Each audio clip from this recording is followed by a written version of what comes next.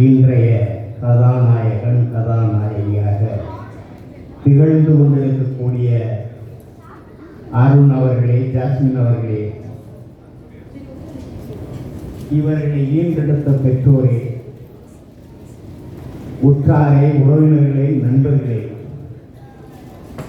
வாழ்த்துவதற்கு நேரகாலம் இல்லாத காரணத்தால் உள்ளத்தால் ஆங்காங்கே வாழ்த்திக் கொண்டிருக்கக்கூடிய சான்றோர்களே, உங்கள் அனைவருக்கும் முதற்கண் எனது வணக்கத்தை தெரிவித்துக் கொள்கின்றேன்.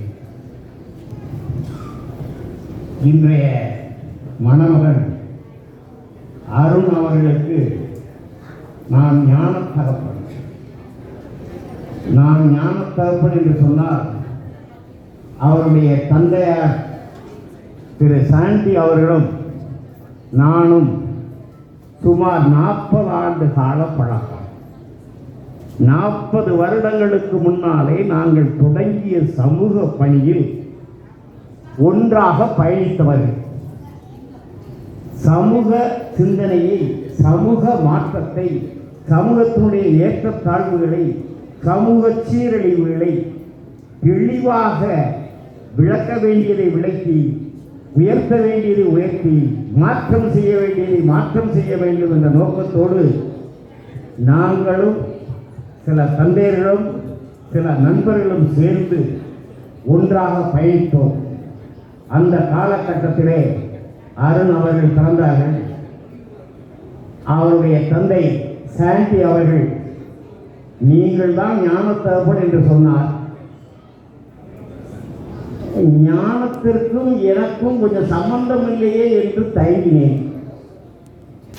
ஒரு வழியாக நாங்கள் பயணம் செய்த சமூக மாற்றத்தை நோக்கி அந்த பிள்ளையும் பயணம் செய்ய வேண்டும். வேறொன்றும் ஞான காரியங்களில் நான் முன்னெடுத்து செல்ல இயலாது. கடவுள் சித்தம், கடவுளே அவரை ஞானமுள்ளவராக்க, அறிவாளியாக்க, சிறந்த வல்லுநராக திரள, நல்ல மனிதராக திரள, நல்ல மாற்றத்தை நோக்கி பயணிக்க அருள் புரிவார் என்ற எண்ணத்தோடு அன்று ஞான பிள்ளையாக எடுத்துக்கொண்டேன். அவர் ஞானம் சிறந்தவராக இருக்கின்றார். இதற்காக நான் பெருமைப்படுகின்றேன். அடுத்தபடியாக ஒரு சில கருத்துக்களை மட்டும் சொல்லிடுறேன். ஆனால் எல்லாருக்கும் பசிக்குது. ஒன்று, மனிதன் வாழ்வதற்கு தேவையான அடிப்படை தகுதின்னு பார்த்தோம்னா அது கல்வி. போதுமான கல்வி அறிவை பெற்றிருக்கிறார்கள் நமது அருணும் ஜாஸ்மின் அவர்களும். ஓகே, வாழ்க்கையில் முதல் கட்டத்தை தாண்டி விட்டார்கள். இரண்டாவதாக வாழ்வதற்கு ஒரு பிரதான இடத்தை பிடித்துக் கொண்டிருக்கிறது பணம். அவர்களுடைய அறிவு, அவருடைய படிப்பு, அவருடைய திறமைக்கு ஏற்ற பணிகள் கிடைத்து அதில் வரக்கூடிய வருவாய் வைத்து வாழ முடியும். அந்த இரண்டாவது கட்டத்தையும் தாண்டி விட்டார்கள். மூன்றாவதாக வாழ்க்கை என்பது சற்று கரடு முரடு, இன்ப துன்பம் கலந்த ஒரு ஓட்டம், ஒரு பயணம். அது ஒரு வாழ்க்கை பயணம். அந்த பயணத்திலே பயணிக்கின்ற பொழுது உற்றார் உறவினர்கள், தந்தையர்கள், பெற்றோர்கள் இவர்களுடைய அறிவையும் அனுபவத்தையும் உள்வாங்கி அவர்கள் எந்த திசையில் சென்றார்கள், அவர்கள் சென்ற திசையிலிருந்து சற்று மாறினால் இன்னும் சிறந்து விளங்கலாம் என்ற நோக்கத்தோடு அவருடைய அனுபவத்தையும் ஏற்றுக்கொண்டு வாழ தொடங்க வேண்டும். அது இன்று முதல் நடக்கும். வாழ்வார்கள், அப்படித்தான் வாழ்வார்கள் என்ற நம்பிக்கை எனக்கு இருக்கின்றது. அனுபவம் என்று சொல்கின்ற பொழுது ஒருவரை ஒருவர் பாராட்டிக் கொள்ள வேண்டும். ஏராளமாக விட்டுக் கொடுக்க வேண்டும். விட்டுக் கொடுத்தவர்கள் கெட்டுப் போவதில்லை. கணவன் மனைவி இன்று ஓர்ந்தல் ஈருயிர் என்று சொல்லுவோமே, இன்று முதல் ஒருவருக்கு ஒருவர் எந்தவித தயக்கமும் இல்லாமல் விட்டுக் கொடுக்க வேண்டும், பாராட்ட வேண்டும். இதெல்லாம் விட நான் ஒரு திருமணம் முடிந்து ஒரு 40 ஆண்டு காலம் வாழ்க்கை நடத்தியவன் என்ற அனுபவ முறையில், ஞானத்தகப்பன் என்ற முறையிலும் ஒன்றே ஒன்று சொல்லிக் கொள்வேன். கணவன் மனைவியும் குறைந்தபட்சம் ஓடுகிறோம், நான் பிஸியா இருக்கேன், வேலை இருக்கு, அது இருக்கணும். எப்படி இருந்தாலும் கூட ஒரு நாளைக்கு குறைஞ்சபட்சம் அரை மணி நேரம் அன்றைய பொழுது எப்படி போனது, எதை நோக்கி நாம் செல்கிறோம், நம்மளுடைய ஃபியூச்சர் பிளானிங். உங்க தந்தை சாண்டி அவர்களிடமிருந்து நான் கற்றுக்கொண்டு இன்று முதல் 40 ஆண்டு காலமாக வாழ்வது என்னவென்றால் பிளானிங் பிளானிங் பிளானிங், திட்டமிடல் திட்டமிடல் திட்டமிடல், ரிவ்யூ ரிவ்யூ, ஆய்வு செய்யணும் ஆய்வு செய்யணும்.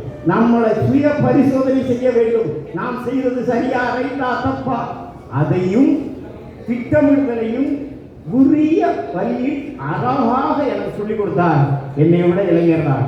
அதை இன்று முதல் கடைபிடித்து வருகிறேன். மகிழ்ச்சியாக இருக்கிறேன், நான் பெருமைப்படுகிறேன். அப்படிப்பட்ட ஒரு பெற்றோருடைய பிள்ளையை ஞான பிள்ளையாக பெற்றதற்கு பெருமைப்படுகிறேன். அவர் ஒரு அறிவுஜீவியாக இருக்கிறார். எனவே அந்த அனுபவம், திட்டமிடுதல், தன்னுடைய மனைவியிடம், தன்னுடைய துணைவியிடம், தன்னுடைய துணைவரிடம் கருத்து பகிர்வு என்பது உங்களை தெளிவாக்கும். கலங்கிய குட்டையில் நீர் பிடிப்பது என்று சொல்வார்களே, வாழ்க்கை அப்படி ஒரு கலக்கமான சூழல். அதில் தெளிவு அடைய வேண்டும் என்றால் நீங்கள் உட்கார்ந்து சிறப்பாக விவாதித்து கலந்துரையாடல் செய்து நல்லது கெட்டதை அறிந்து பகுப்பு ஆய்வு செய்து வாழ வேண்டும் என்ற இந்த நேரத்திலே உங்களை நான் கேட்டுக்கொள்கிறேன். அன்பை பற்றி அழகாக ஒரு மறைவுரை ஆற்றினார் அழுத்தம். அந்த மறைவுரையில் உண்மையிலே நான் என்னை இழந்தேன்.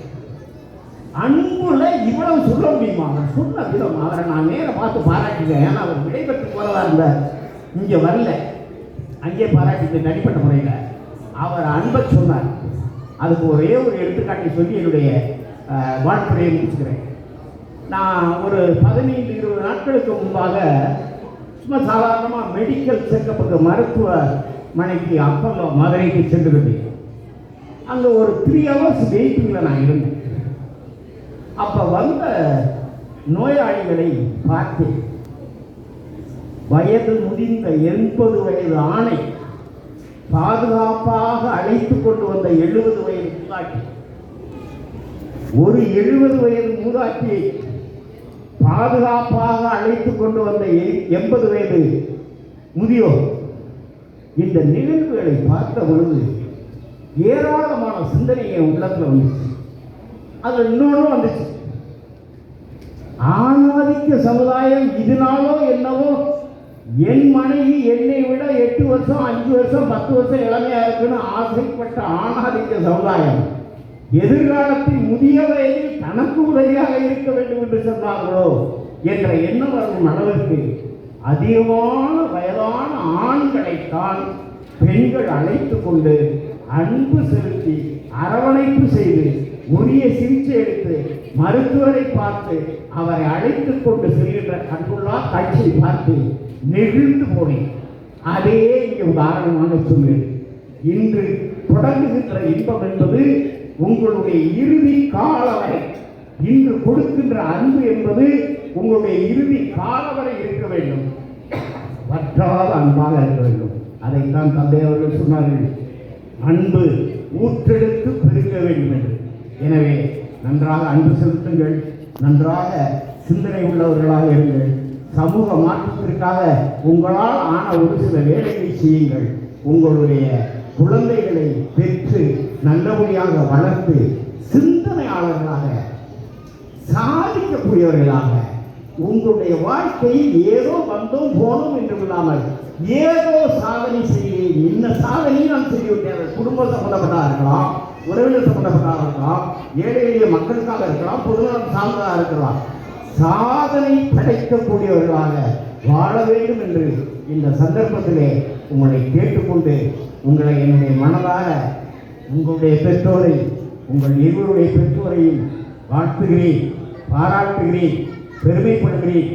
இன்றைய இன்பம், இன்றைய மகிழ்ச்சி, இன்றைய இந்த கலகலப்பு, இந்த சூழ்நிலை உங்களுடைய இறுதி காலங்களை வரை தொடர வேண்டும் என்று இறைவனை வேண்டி எனக்கு இந்த ஒரு நல்ல வாய்ப்பை அளித்ததற்கு நன்றி கூறி மீண்டும் ஒரு முறை பல்லாண்டு பல்லாண்டு வாழ்க, எல்லா வளமும் நலமும் பெற்று இன்புற்று வாழ வாழ்த்துகிறேன். நன்றி, வணக்கம்.